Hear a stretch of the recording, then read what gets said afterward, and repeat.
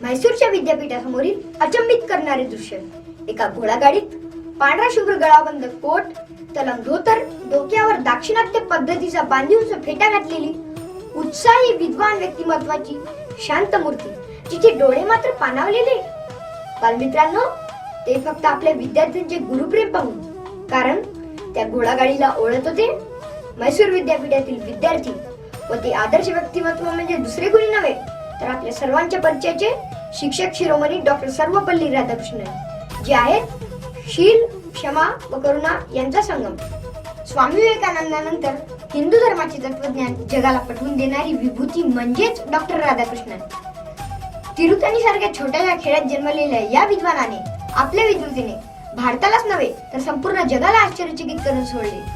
ज्या काळात पाश्चिमात्य संस्कृतीचा प्रभाव होता, त्या काळात ह्या हाडाच्या शिक्षकाने पूर्वेकडे ज्ञानगंगा, पश्चिमेकडे नेऊन आधुनिक भगीरथ ही उपाधी प्राप्त केली.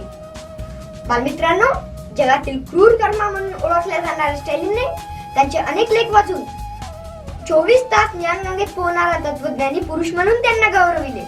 ह्या व्यक्तीने कणाकणातून ज्ञान व क्षणाक्षणातील माणसे जोडली. ह्या अष्टावधानी पुरुषाने रशियातील राजदूत, उपराष्ट्रपती, राष्ट्रपती व अनेक संस्थानांचा अध्यक्ष या भूमिका सक्षमतेने निभावल्या.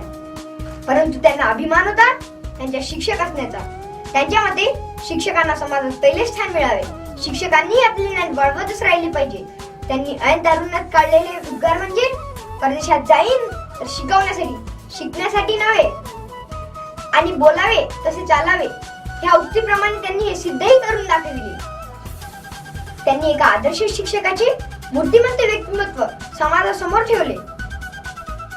अशा या महान विचारवंताचा जन्मदिवस त्यांच्या 5 सप्टेंबर रोजी त्यांच्या इच्छेनुसारच आपण साजरा करतो. यात नवल ते काय? धन्य ते राधाकृष्णन व धन्य त्यांचे शिक्षण. चला तर या जगमान्य भारतरत्नाला नमन करूया.